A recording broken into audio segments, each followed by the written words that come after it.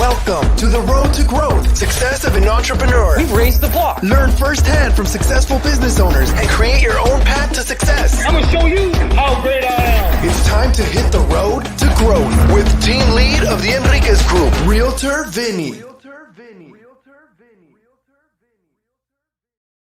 Hi, you Road to Growth listeners. Today I have Michael Juergens. He is a wine connoisseur, wine sommelier, wine author, wine everything. Yet before we got going, I found out that he threw a first pitch at a Potter game. And you know what? That got me maybe a little more excited. But thank you, Michael, for being here. Appreciate you. Oh, Vinny, thanks for having me, man. This is awesome. Yeah, so the man with many hats, but they all kind of lean back towards wine. I mean, if you were, let's say, like an elevator and someone asked, hey, Michael, what do you do? How would you describe yourself in that elevator? I would say I'm a punk rock wine geek who works for the largest firm in the world. Oh, nice. Okay. And if you haven't, if you're just listening to us and you have no idea who Michael is, I mean, go to his website. It's in the show notes right there. I was having to read before we actually got onto the podcast. And it's a really, really easy read.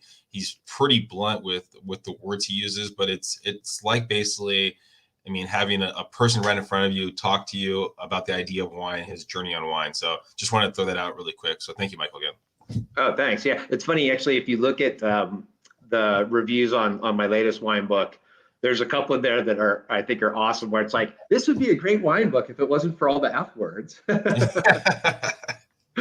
well, that's kind of how I talk. I mean, it gives like honesty to it. I mean, when I think of wine, I think probably for a lot of people, when you think of wine, you think of finger up.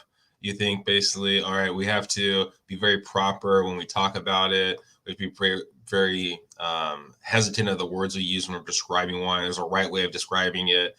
And it at least seems like in that piece and talking to you for a brief moment before we got on camera, is you're very open to it. It's very different than that box that's out there.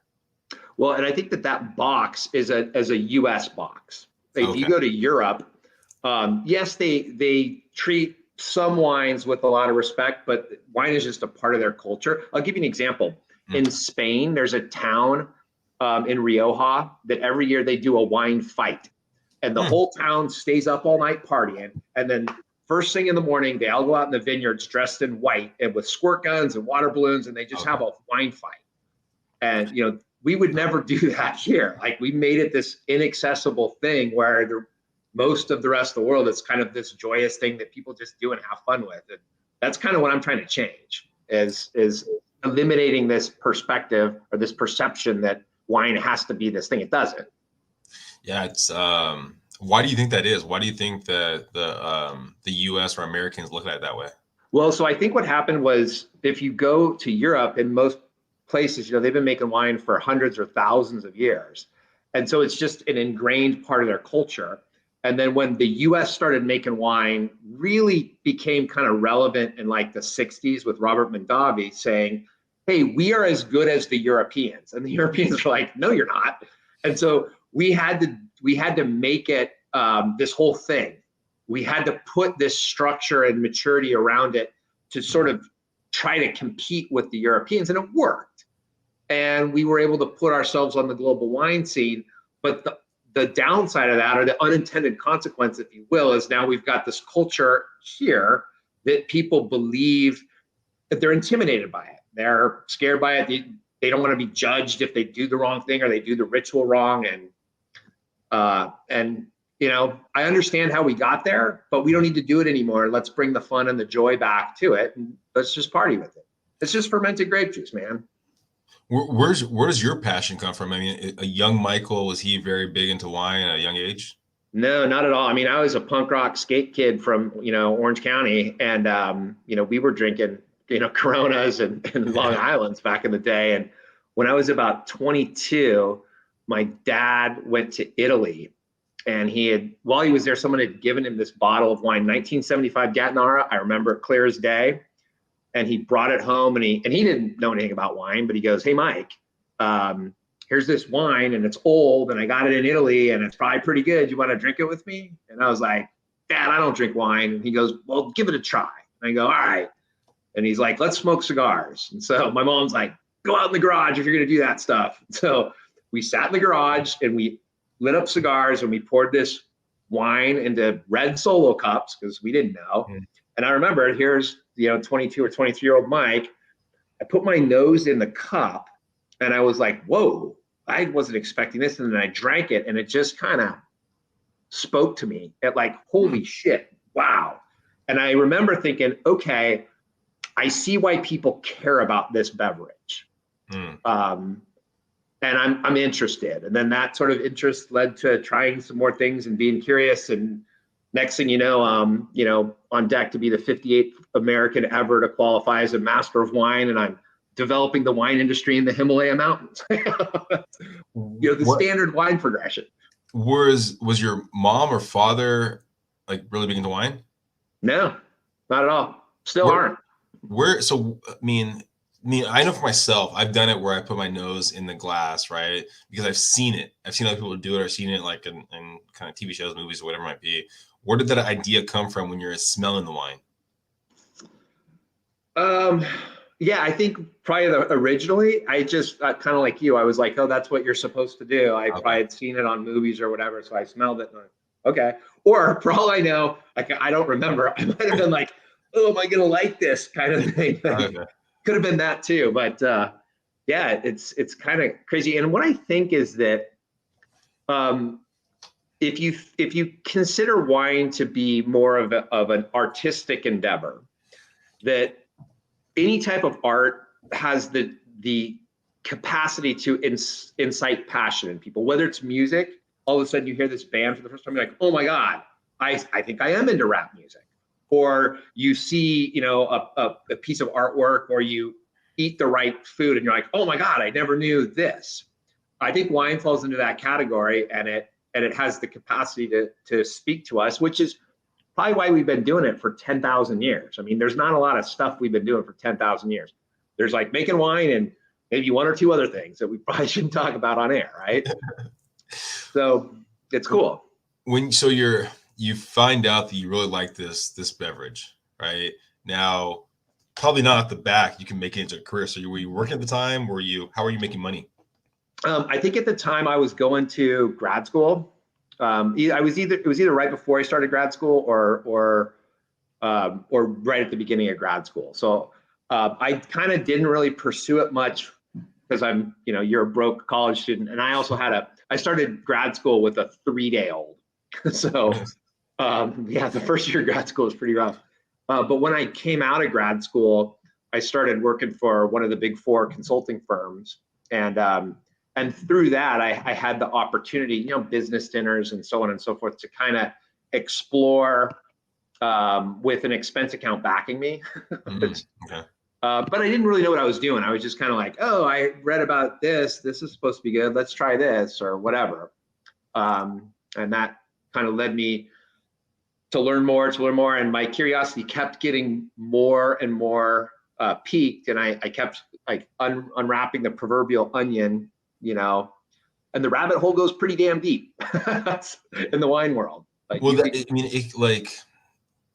the rabbit hole can also probably get expensive. So how are you balancing out the idea of working and also venturing out to these different wines? Was it finding stuff on the cheap? Was it basically, okay, we're going to splurge once a month? Or how was that process like for you? So I think initially I went down the if it's expensive, it's good route. Okay. And now I believe that, and this is the whole purpose behind Drinking and Knowing Things. Like in it, I talk about here, you can get great world-class wines all day long between 20 and 30 bucks all day long, but they're from places that people don't know about. Like I had a Côte de Forêt on Saturday night. Which is a Beaujolais grape from the Loire Valley. I thought that bottle of wine was fantastic. It was $17, but no one had heard it. No one knows about that. So they're like, oh, I can only buy, this Camus, Camus is good. I'll buy Camus, or I'll buy, Silver Oak, or I'll buy Opus, or, and those wines are great wines, but they're $200.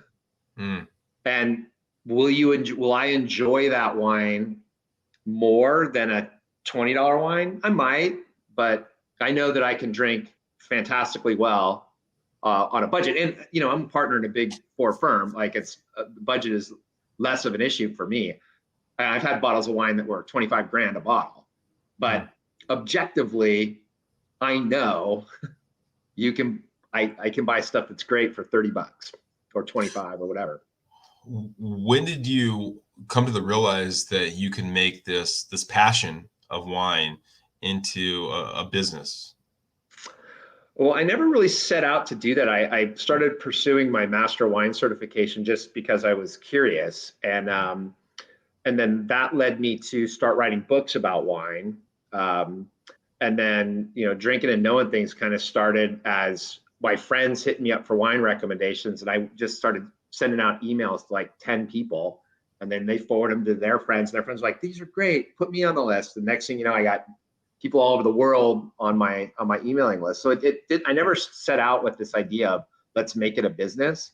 I just set out to pursue a passion, and that fell into place. Same thing with the Bhutan Wine Company. When I went to Bhutan for the first time, they didn't have any wine at all, no vineyards, no wineries. And I was talking to the government people, and I'm like, you guys should totally do this. You're missing out if you don't. It just purely like, I thought they should do it. And then next thing you know, we're building an industry around it. So I think maybe this is going to sound trite and cliche a little bit, but like if you're doing something because you're passionate about it, the opportunities will present themselves. I mean, I've had different winemakers on here, and I mean, the last one I talked to, he was up in Napa Valley. He was talking about the idea of the time it takes from building a winery, building an area, and it can take, I think he was saying about 10 years, if not more. So it's usually you have to buy something that's already kind of bearing fruit. What was that process like in Bhutan? Well, Bhutan, first off, they have no vineyards, right? So we had to spend maybe a couple years convincing the government that they should even think about doing this. Yeah. And then once they decided, yeah, we should do it, then it was another year or two of how do we start and how do we kind of get clearances to get foreign plant material into the country. And then we planted the first 6 vineyards, which are now in their just finished their 4th season. And I have 2 more vineyards that just finished their 2nd. We'll probably make our first wine next year. So when you kind of look at that, we've been at this thing for quite a while, and we still have not made a bottle of wine yet. Okay. Yeah, I mean, having that idea of longevity right there, I mean, I think in our society, I mean, we're very now, we need it now. How can you, where did that foresight come from, saying, okay, well, I have this idea, I'm going to put together next 7 years, 8 years of my life to get that first bottle of wine? Where did that foresight come from for you? Well, I think for me, it came from not necessarily having this desire to, I want it now. I do want it now, by the way. I would love to have it now. But I believe that Bhutan is probably the last country on the planet that has the capacity to organically produce fine wine grapes that doesn't already do it. Everywhere else that has done it for hundreds or thousands of years. And so to be given this opportunity that says like, here, look, here's a whole country, figure it out, figure out what we want to be long-term, is pretty crazy. I mean, it's kind of like the analogy I use sometimes is, imagine you're the world's best graffiti artist and China comes to you and says, we want you to turn the Great Wall into a mural. You can do whatever you want, but we want the whole thing to be you, and everyone's going to see it for the rest of history. And you get to be the guy. Like, how freaking cool is that? And that's sort of the way that I'm approaching this. If my guess is that the real value of this project will not be realized in my lifetime. Where did the opportunity come from for this? Was it word of mouth? Was it something you had in your head? Was it just a thought that came about? Where did the opportunity for this come about? So I went to Bhutan to run a marathon. We've been running marathons in weird places around the world, and the opportunity came to go to Bhutan. I actually thought Bhutan was an island in Indonesia. So I was really surprised when I signed up for the marathon and found out it was between Tibet and Nepal. That was quite a surprise. And so we went there just on this trip. And while I was there, I saw like all these beautiful slopes and all these magnificent crops. And it's truly, it's like this Garden of Eden in this little sheltered place in the Himalayas. And so in my head, I just assumed that there were wineries there because every country has wineries. And so I asked everybody, I'm like, where's the wineries? Where are they? I want to visit them. And people were like, what are you talking about? And so eventually I ended up at a dinner with a bunch of senior government officials, and I asked them, and then I go, we don't have any. And I said, well, you guys are messing up. Like, if you don't do this, you're idiots. This place is perfect. And way overstepped my bounds, right? And they said, well, why do you think that? And I said, here's why I think it. And then I went home and I wrote a white paper on like the details around why I think it. And I emailed it to them. I just wanted them to do it. I was like, you guys should go do this. And then that led to another conversation, which led to another conversation. And pretty soon they're like, we're all in, but we want you to come on the ride with us. And I was like, wow, I'm all in too. That sounds awesome. With like, when that kind of opportunity, right? The financial aspect of it, how was that structured? Or is it, yeah, because that has to be a very unique situation right there of giving this opportunity, but also it's your legacy, but also, I mean, your time's valuable. So how does that work out? Well, so we split we have a 10-year business plan that we split into 3 phases. And I personally paid for phase 1 out of my own pocket. Okay. And that was kind of all the initial setup and getting the first 6 vineyards going. Phase 2 is sort of our expansion path. And I set up a Series A round where I took in a small number of investors as part of the Series A. And then the third, phase 3, is we're going to issue a Series B, probably in the $40 to $50 million range, and partner by a large institutional investor to really build out the whole rest of the country. This is not a let's build a vineyard or let's build a winery project. This is like developing an industry for a country. And so it has kind of a different set of financial models around it, I think. But we're not to phase 3 yet. We're in the middle of phase 2. The pandemic's caused a bit of slowdown. We were able to get we were probably able to get another 50 acres planted this year in 2021, but I haven't started construction of the production facility yet. That's been pushed out because of the pandemic and access to resources and labor and stuff. If we were talking, let's say in 5 years from now, I mean, where do you see that Bhutan being? Where do you see basically yourself being with regards to Bhutan?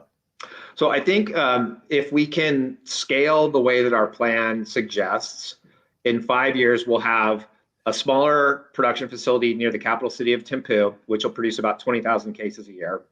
And we'll have a larger production facility on the east side, which will probably produce about 100,000 cases per year, give or take. And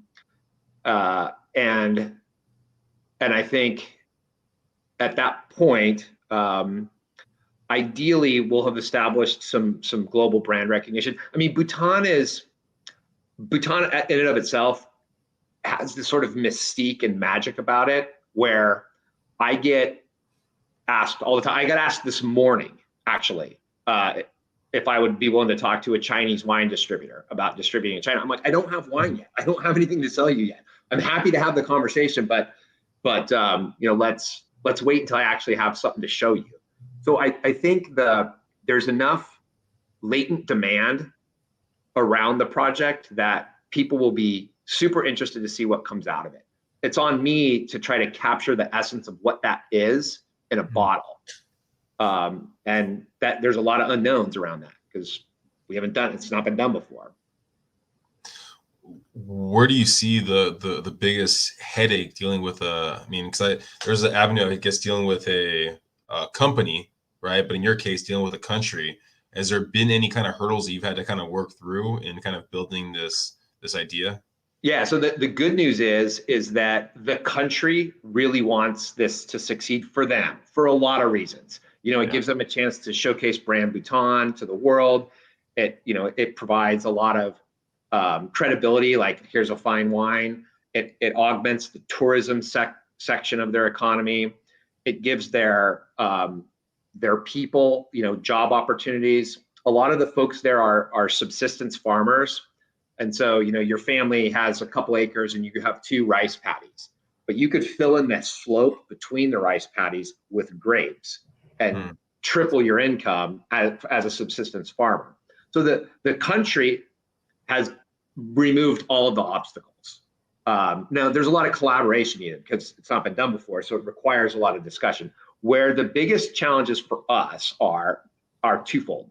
One, the altitude varies from 500 feet in the south to 27,000 feet in the north. And we don't know where in there is going to be the best place for grapes. So I'm trying vineyards at all different altitudes. My lowest one's at like 2,500 feet. My highest one's at like 9,000 feet. Secondly, I don't know what grapes are going to do best at which altitudes. So I have a bunch of different stuff planted in a bunch of different places. Not all of it's going to work. So what I need to do is, and this will take us a few years to dial in, like, does Riesling go great at 7,000 feet and Merlot at 3,000, or vice versa?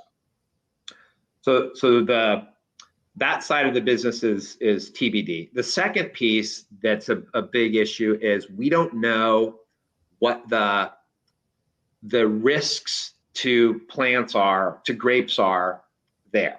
So, and I'll give you an example. Number one, we found a new caterpillar, a big green looking caterpillar that really likes grapevines. We're trying to figure out how to deal with that. We have a monkey problem. Monkeys like grapes, and there's a ton of monkeys. Napa, not dealing with the monkey problem.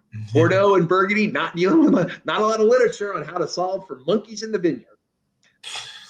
So it's like new stuff like that that's coming up that I know there's going to be more of that. We'll adapt as we get there. So how do you because you're unmarked territory right now and going through these obstacles, how do you come with an answer? Or how do you come up with this? Is it a group collective of people that are kind of giving insight? Is it people in other communities, other countries? I mean, where are you coming up with answers for these problems that no one else has really seen? So the good news about Bhutan is it's a very agriculturally driven economy, and they grow some of the world's best crops already in certain verticals, like cardamom or red rice or mandarin oranges. So they have people in the country who absolutely know how to grow stuff really well in Bhutan, but they don't know anything about grape growing. And I have a technical consultant who's a professor at Cornell who knows a ton about grape growing, doesn't know anything about Bhutan. And then I have my network of people around the world that are very interested in seeing how this project progresses. So like with the monkey issue, what I did was I put out like a kind of a call around the world to folks that I knew and said, hey, help me solve this problem. And I got responses from all over the place, all over the world, saying we don't know how to do it. But then I got an email from this lady in South Africa who said, yep, we have a monkey problem in our vineyard. And I go, how do you solve it? And she goes, we just shoot them with paintball guns. And I go, oh, does it work? And she goes, yeah, for a little while, then they come back and we shoot them again. And then, so the challenge comes up, and then we all sort of put our heads together around like what might work. And then we try some stuff. We haven't tried the paintball thing, by the way. I don't know if we're going to. Yeah. Bhutan's a Buddhist country, so they probably are not going to be super stoked on us like sniping monkeys with paintball guns. But that's kind of how it's worked. I got folks who know Bhutan, I got folks who know viticulture, I got folks who understand these type of issues, and we just put it together and try things. It's a cool adventure. It's not an easy adventure.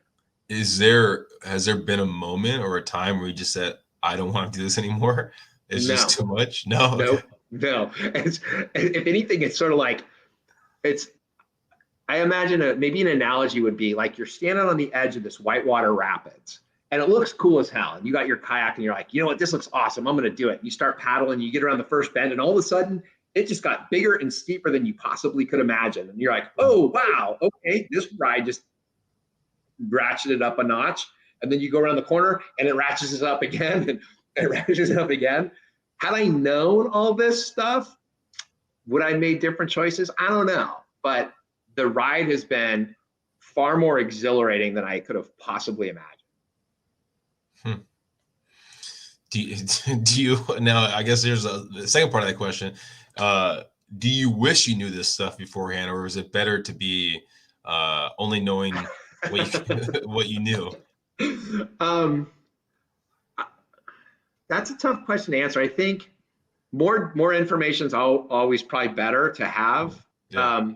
But I think if I had thought that the road was too daunting, I might not have gotten on it. And I'm Yeah. super glad that I did get on it.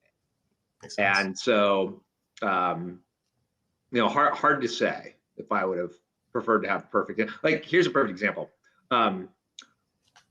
When you're planting a vineyard, one of the things that's super important is how much rain falls there in that particular area. Well, Bhutan doesn't have weather stations, so we don't have data. The data is like held in people's heads. And so I'm out there in the fields talking to these local farmers going, hey, how much does it rain here? And they're like, I don't know, a little bit or a lot, or like there's no, and so it would have been awesome to have like this really detailed weather map and really granular data. But at the same time, I'm out in I'm traipsing around the Himalayas talking to farmers about like, that's really a cool experience too. Yeah. We've talked a lot about Bhutan. I mean, where do you see the idea towards wine, how people take in knowledge about wine, how people find the best bottles of wine, how they stay in tune with everything, changing over the next 5-10 years? Do you see changes to that, or do you see any changes in the systems? Yeah, there's massive changes going on right now. So one is climate change, which climate change, I mean, say what you will about it, believe in it, don't believe in it. But the reality of it is like places like Champagne have existed because they're on the very margin of where you can actually grow grapes. And now it just got warmer. And so that's changing the profile of Champagne. So a lot of the Champagne houses are buying land in England where it's colder to move Champagne production to England, which, if you know anything about the history between the French and the English, is an interesting situation. So the climate change is impacting the styles of wine that are available. So that's one. Two, you have this burgeoning millennial population, which has different opinions about wine than the older generations. They're a lot more open-minded and less kind of, oh, it has to be a Napa Cab or I'm not going to drink it. They're much more, oh, I'll try a Côte de Forez from the Loire Valley, sure. So that's changing global consumption patterns. And then the third issue is you have huge burgeoning middle classes in places like India and China that want to emulate Western culture. And one of the ways that they're doing that is wine. So China responded to that by ramping up their own wine production. They went from being like not a player at all to being the 5th largest producer by volume in the world in like a 10-year period. India, on the other hand, is working on it more from an import perspective, and they're taxing it. And so that creates, a whole different set of economic incentives. So there's a lot of change going on. I think for me, Bhutan is really interesting. Number one, because I have all those climate zones to play with in that elevation change, I'm hedged against climate change. If it gets warmer, I just move my vineyards up 500, Bhutan's the only country in the world that has a free trade policy with India. So I can sell alcohol to India and not incur taxes and tariffs. So I think what will hopefully happen is we'll bring sort of a Western influence to how wine in Bhutan is made. And then we'll sell some of that down into India. And that'll kind of change the way that they're perceiving and consuming wine today. So it'll be really interesting to see how the next 5 to 10 years play out. But if our model proves correct, we'll be able to influence that at some level.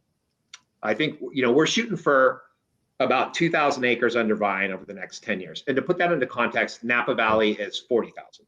So we'd be as a country, we'd be 1/20th the size of Napa Valley. We're not going to move global supplies, but we'll be able to influence it.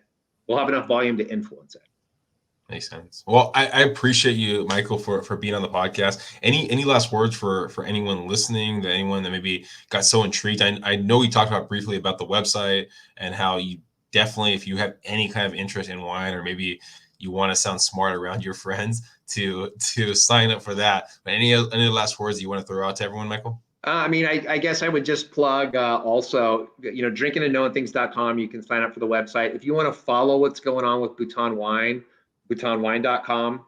We didn't talk at all about my number one rated, the highest rated silver rum in the world, which is SoCal Rum. But if there's rum drinkers on the show who are in Southern California, I would encourage you to go check out SoCalRum.com and give that a try too. And Vinny, I appreciate you letting me be on and talk about cool stuff. Like I could geek out about this stuff all day long. This has been a real pleasure.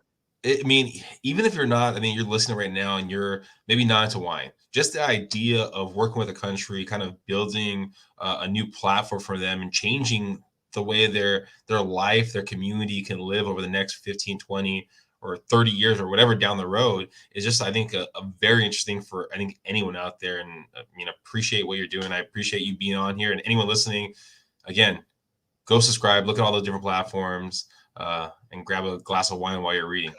Bye, guys. Cheers.